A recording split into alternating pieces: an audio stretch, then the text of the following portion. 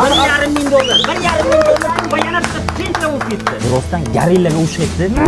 Akajon, mani Buxoroga garilla deydi. Mana Bosim boboda quloq deydi. Mana bugun Bosim boboga Buxoro G'ijduvondan Garilla laqabli Hasan akamiz kelganlar. Hasan aka. Mana shu 2 kilolik somsa bilan bir kosa qaylani 15 ming yeb yeysiz, Bosim bobo jamoasidan $1,000 pul mana shu vaucherlarga ega bo'lasiz. Quloqim haqi $500 ket. Oho, tayyormisiz? Tayyorman. Qani vaqt ketdi. Tamam. Rostdan garillaga o'xshayapti. Chata tishlaringizni qo'rqib bormaydi. Nima emas, chaynamasdan yutyapsiz. Chaynab yutavering. Qani bosing, qani vaqt ham qoldi, vaqt. Gap yo'q, mana shu MB'dan olgan mashinani sovg'a qilib boramiz agar deb. $1,500,000. $1,500,000 pul va yana bitta Gentra bo'lib ketdi. Mana shu endi yemasangiz bo'lmay, bosing qani. Bu akamizni Buxoroda Garilla deb chaqirishar ekan, haqiqatan ham yeyishlari garillaga o'xshaydi. Yana bo'lmasa sizlar ko'p ketdi. Bor, somsa mana pulga qarab oling, Hajab qo'y.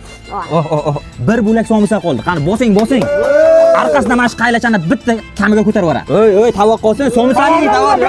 Bo'ldi. Mana qaylaning. Hey, bu akamiz qaylani sho'rva qilib ishvoryaptilar. Bu akamiz bugun bekorga kiymagan, payshanba bo'lgani uchun kiygan. Qarang, buni yeyishini qarang. Bilganingizni qarang. Gap yo'q. Mana bo'sh ko'sa, bo'sh lagan qoldi. Yutdingiz. Akajon, mani Buxoroga garilla deydi. Mana Bosim boboda quloq deydi. Quloq pulni ber. Obke. Mana Bosim bobodan $1,000 pul, mana vaucherlar, mana NBN jamoasidan Gentra avtomobil. Tamam. Buxoroliklardan hazırlashinglar.